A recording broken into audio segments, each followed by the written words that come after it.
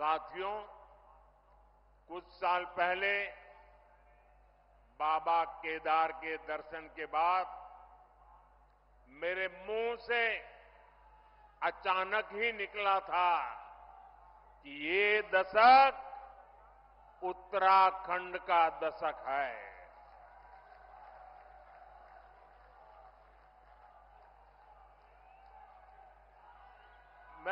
मुझे क्षमा कीजिए, आप शांत रहेंगे क्या? मुझे क्षमा कीजिए, आप शांत रहेंगे क्या? आप कहे तो मैं बोलना शुरू करूं भाई। आपका प्यार, आपका उत्साह मेरी सर आंखों पर, मैंने कहा ना, मैं आपके प्यार को कभी भूल नहीं सकता हूं। लेकिन मैं बोल ही ना पाऊं, इतना उत्साह करोगे तो इतने लोग हैं वो सुन नहीं पाएंगे। मुझे चिंता सबकी है, आपकी भी है।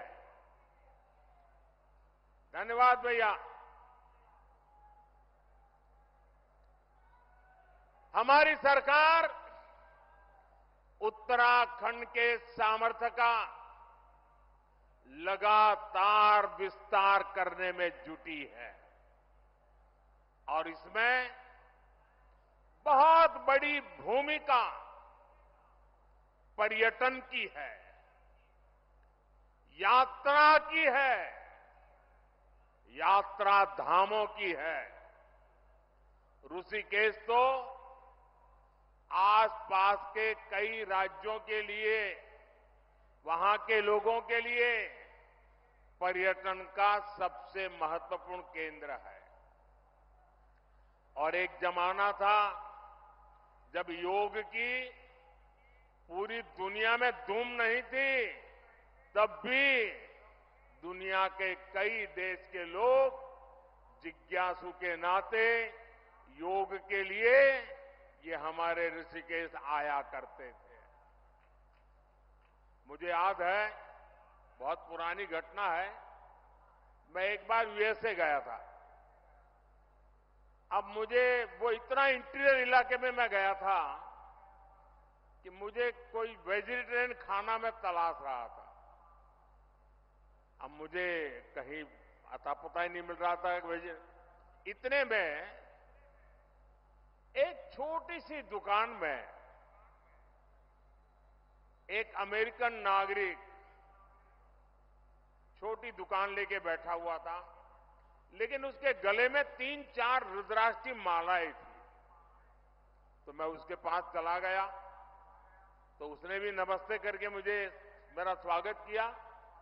फिर मैंने उसको मेरी कठिनाई बताई तो उसने कहा, आप चिंता मत कीजिए, मैं वेजिटेरियन हूं, मैं आपके लिए कोई प्रबंध करता हूं। और उसने मुझे अपने तरीके से कुछ वेजिटेरियन बना के खिलाया। और उस समय मेरी उससे बातें हुई कि आपने सब कहां से सीखा है ये माला वाला? तो बोले, मैं बहुत सालों से ऋषिकेश जाता आता रहता हूं, बस उसी के कारण मेरी जिंदगी में ये बदलाव आया है। ये ताकत है इस भूमि की, ये सामर्थ्य है इस भूमि का। भाइयों बहनों, पर्यटन के क्षेत्र में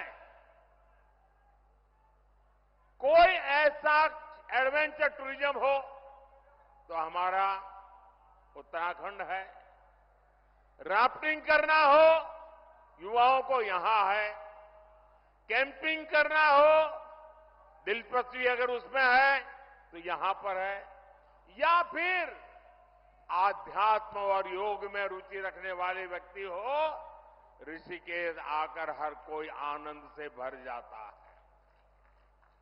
भाजपा सरकार उत्तराखंड के पर्यटन को बढ़ावा देकर रोजगार के नए अवसर तैयार कर रही है। इसके लिए हमारा फोकस इस बात पर है कि देश के किसी भी हिस्से से पर्यटकों के लिए उत्तराखंड के कोने कोने तक पहुंचना आसान होना चाहिए।